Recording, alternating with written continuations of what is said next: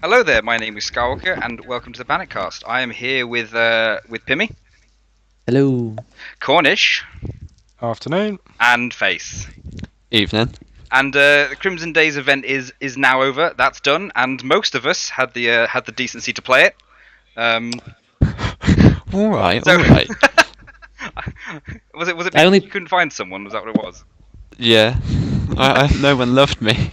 It's okay. To be fair, I only played like 3 games of it with Super, but it was fun though. It was while I very did play fun. So it. yeah, so I played 2 complete packages with with 2 characters all the way through with the bounties with my brother, and I had Okay. really good fun actually. The rewards were good, especially for a new player. You got a legendary engram out of every bounty, Yeah. and a Nightfall tier reward out of the main one. It See, was really fun. Like I pulled out Vault of Glass weapons. I pulled out like really old bit of vanilla Destiny weapons. I used loads of different things. I even used Vex Mythoclast. That was good fun. oh for a wow, bit. I Yeah. came across one person using that gun, and they kept trying to use it as a ranged weapon. Yeah, it's not a ranged weapon. It didn't go well for them, needless to say. Yeah. So obviously the ammo change was a big deal. That was. I thought that massively changed the feel of it compared to everything else. Primary weapons were used a lot more. Well, I ended up just using Icebreaker since I used Yeah, Icebreaker there Sniper was- Ammo straight away. So Yeah. I mean, that's not something you're going to get in trials, though, is it? But yeah, Oh, God, no. it's.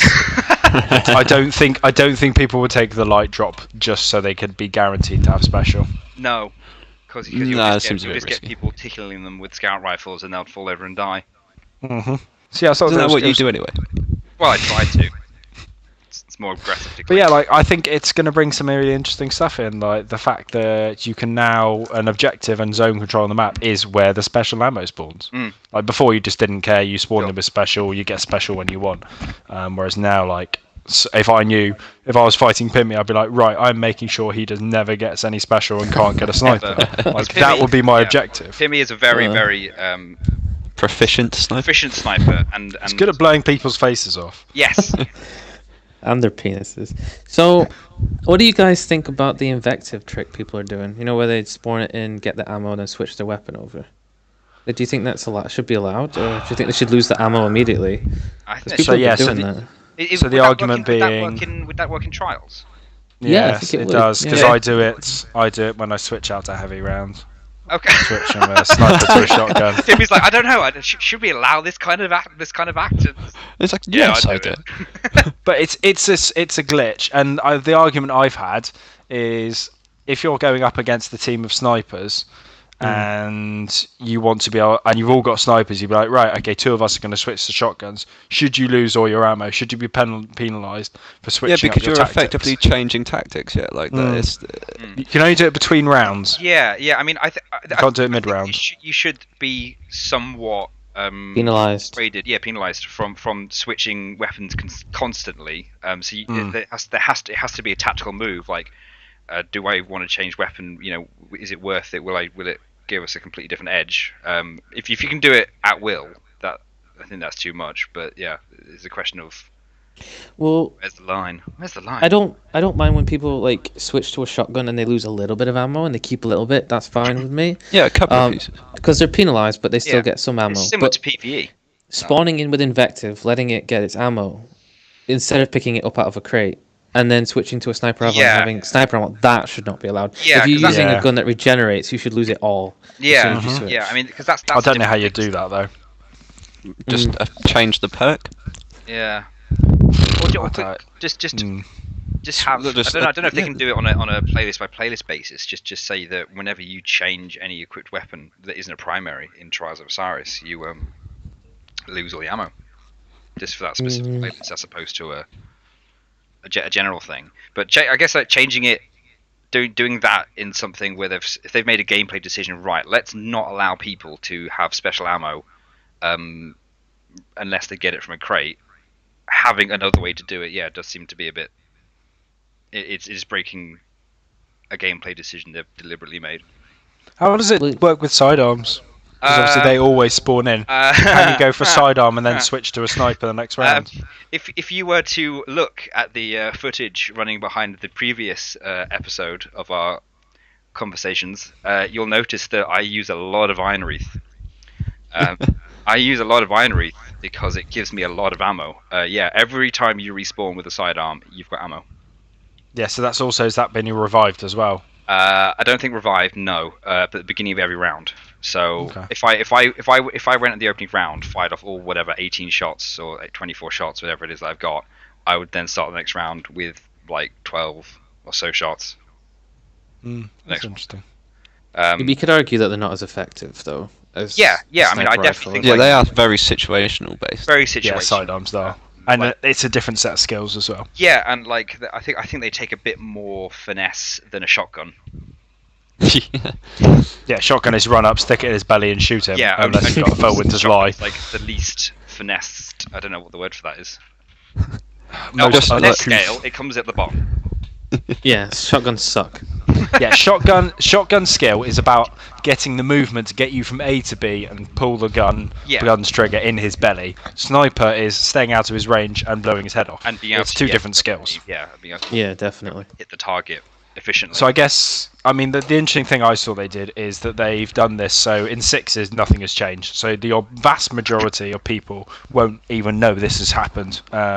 It's only your more people who are playing the more skilled, the more intense rounds, like skirmish, like salvage, like Trials of Osiris, are actually going to see these effects. And I think that's where it makes the most difference. I mean, with the 6v6 game, you don't really have kind of team-wide coordination very often. You know what I mean? Like, we'll move round to the right, or we'll move down to this flag. Whereas in smaller game modes, everything's very tight knit, and you're very aware of where the enemy is, and which is why typically you get the teams you come up against that. Bar Iron Banner. Yeah, like sort of thing. Where as soon as you step out, you'll get sniped. You face sniped off. You're welcome. Yeah, I know. Like when it was happening to me, I cursed, but when Pimmy was on our team, suddenly my perspective changed somewhat. So After Guardian died. One thing I remember we didn't actually mention about the Crimson Days events was that buff that they apply. I thought that would make cool. it really interesting. Like if you felt like a proper badass when you got that. Yeah, it gave you the ability that when you were a man down, like the team could still kill you, and it's still very possible for you to die, like pretty easily. But you could. It gave you a fighting chance. And So what is this buff for the uneducated that didn't play it? So imagine the Mida agility boost. So unMida to Mida. Imagine that for all your stats. So you run even quicker. So if you have Mida, you're mad fast, and then you also have massive recovery, massive reload, massive zoom in. It's the speed and the recovery that's insane. Like the reload's helpful, but there's been times. So obviously, like when you play Trials, you take the one person down, you move to the orb to cover it. Yeah. There's times you literally you think, okay, I think I can just look away for a second just to relocate, and in that time they've gone in and gone for the revive. They're so quick. So it's a power boost for all your stats. Yeah. Yeah. And the regen is a killer, because if you forget about it for 1 second, you can be on a really close quarters map. Like we played quite a lot of maps on the Anomaly. And it's quite. Which was actually a really good map for it. It is a really good map for it. But yeah, those little tight corridors, and you can be about shooting from 6 or 7 foot away, really close, and they'll duck in cover with literally one shot away from death. In the 2 seconds it takes you to run around, their half health is regened, and then of course yours hasn't, and then they just punch you in the face, and then you go, oh yeah, I probably shouldn't have done that. So yeah, it mixes up quite quickly. I don't know how it would work outside of a 2v2 setting. I don't think it would. Well, You save like Trials of Osiris, you always have it. Yeah. Well, they could what they could do with that is make the buff even stronger and have a Juggernaut game type. That would be cool, like a free-for-all Juggernaut, because it would work. It just needs the buff a little bit really stronger. Fun in Halo. I always loved Juggernaut in Halo. Yeah, they definitely could do Imagine that. Juggernaut. Okay, so maybe you get all these things, but with you're a little crazy bit super slower. regen. Imagine like crazy super regen as well. So you've just got one really tough. Yeah, you lose your Imagine your that. ability to double jump as well, and that way you're really slow. But you I'm still thinking get lots of strong. swords there. 11 people versus one tank who's got almost who's basically playing Infinite Supers. Inferno. Not There Inferno. you What's it go. called? Mayhem. Yeah. So one person's playing Mayhem, everyone else is normal, and you all have to kill that one person. Can you imagine that? That'd be crazy. This sounds like a crazy but fun game type. I mean, to be honest, I think when they first talked about Mayhem, it sounded the same. It was just like, that sounds like a stupid idea. I mean, people complain about supers in Crucible already, and they're like, let's make them more. And it's like, for some reason, it works quite well. It's I think because that you can be comes- silly. It's because you can go and be silly. And that's what people like every now and then, is just to play a game and relax, and Yeah. you can Have a just go laugh. play Mayhem, and you can be really silly, because it doesn't matter. You're not going positive. You either get a stupid like 8-9 KD, or you get like 0.2. Like, that's how Mayhem works. Like, There and is it's no middle just ground fun. with Mayhem. No. But I think one other game that we all play together, which is GTA, is kind of the king of that, and I definitely know Pimmy's definitely been championing this, like finding the silly game modes of like running and sniping and jumping up onto platforms Yeah. with cars and killing them.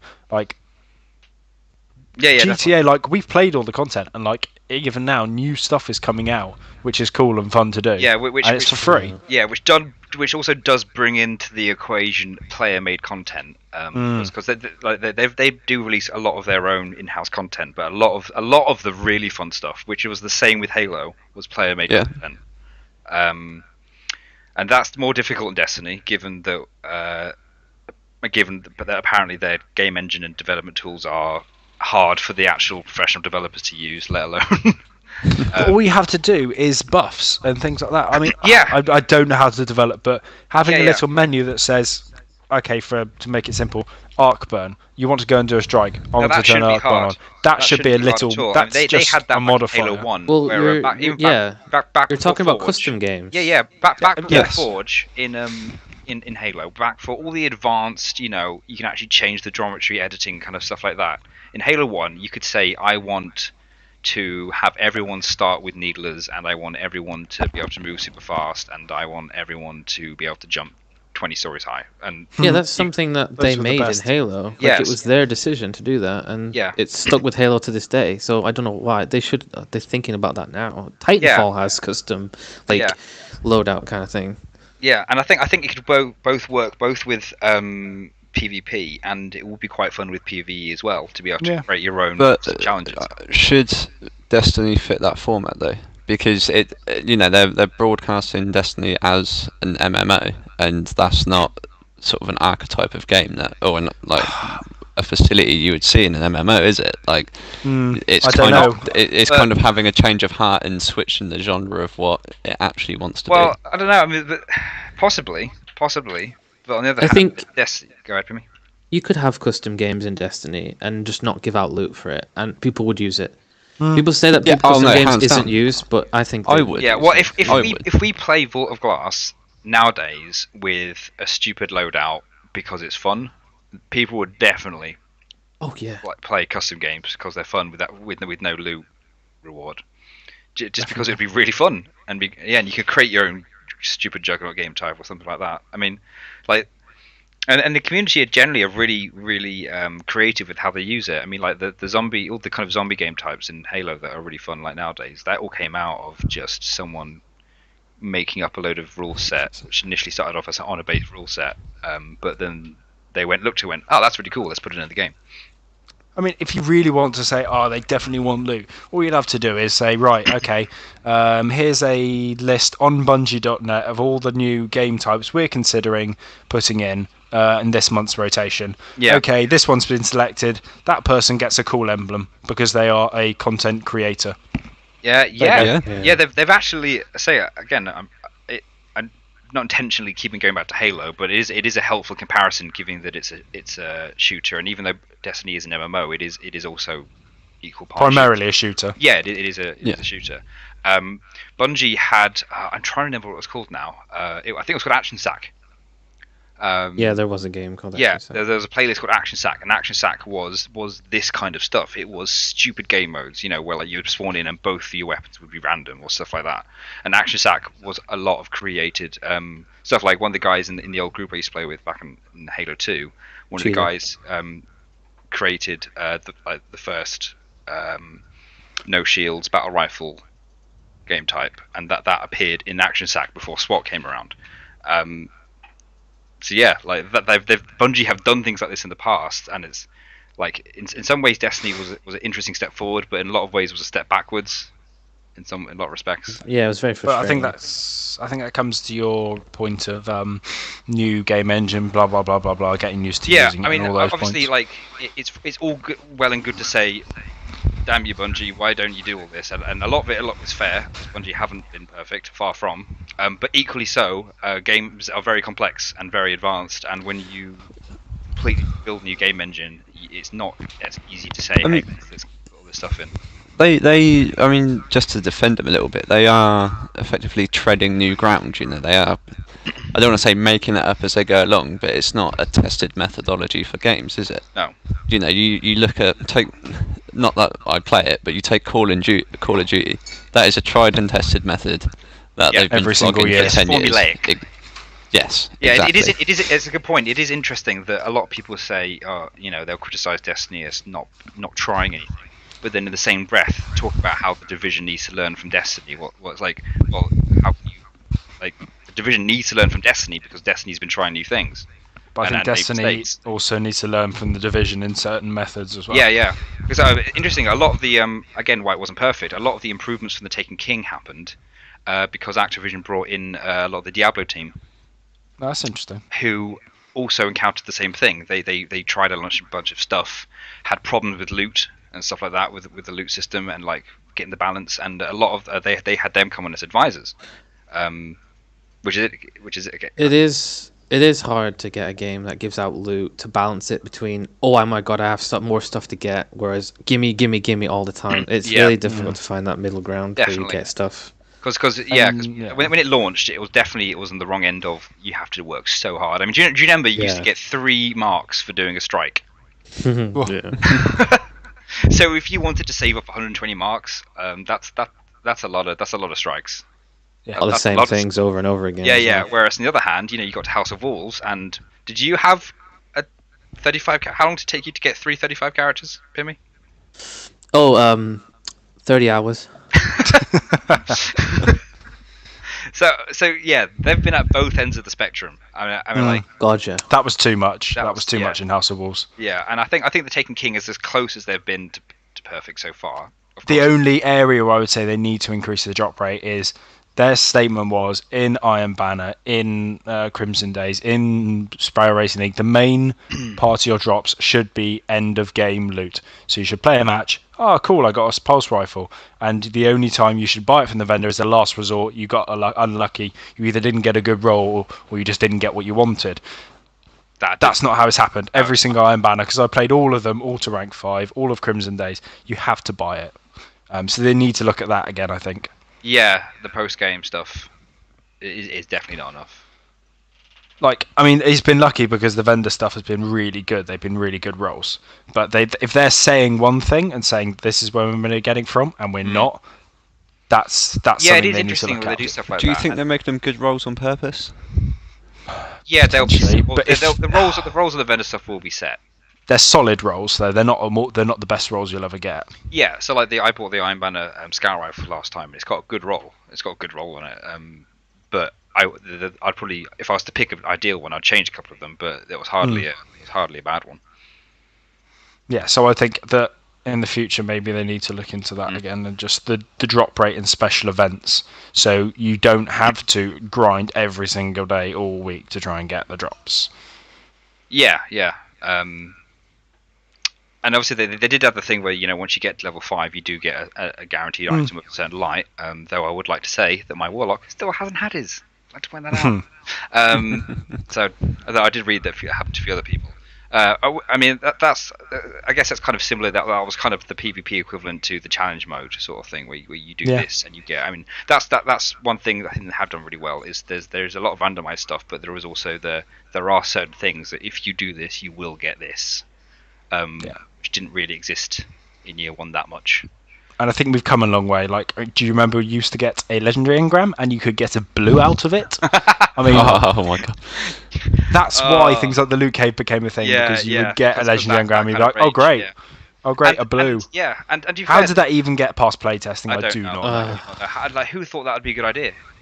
Like, who possibly thought that would be a good idea? Yeah, that was. If you went through a strike and you got 10 legendary engrams, like that was norm, and okay, maybe 2 or 3 of them became blue. 2 or 3 of them became legendaries, the rest became blue. So that'd be fine. Yeah, but the thing is, it was the majority of them would be blue. That's the crazy thing is you'd hand in like 3 of them, and then it, like, what is it? I think they did that at the last minute. They'll never admit it, but I think they did that because they were like, right, we've only got a few legendary weapons. Like, we could probably count them on, like, 2 hands. We've not got... And they all look the same. Shit, people are going to have them really quickly. Let's just make the Make it purples really drop hard, blues. yeah. Yeah, it's almost time gating again, like they did with Taken King, but in a more shitty way.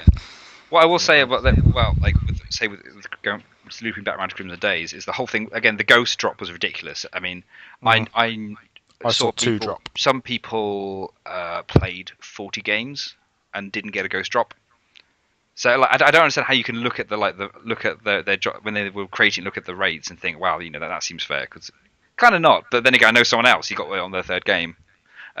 So I was going to say my brother got 2. But we both got both the shaders. I played about the 20 shaders games, are cool. and I got 1 weapon and both shaders. A weapon? Yeah, there were some weapons. I got a shotgun. There was rocket launchers. There's an auto rifle that looks like Red Death, but it is an auto rifle, and the description of it says like rumors are circulating that Red Death is a pit. That's quite Red an old... Spectre. Yeah, Red That's a Spectre. Spectre.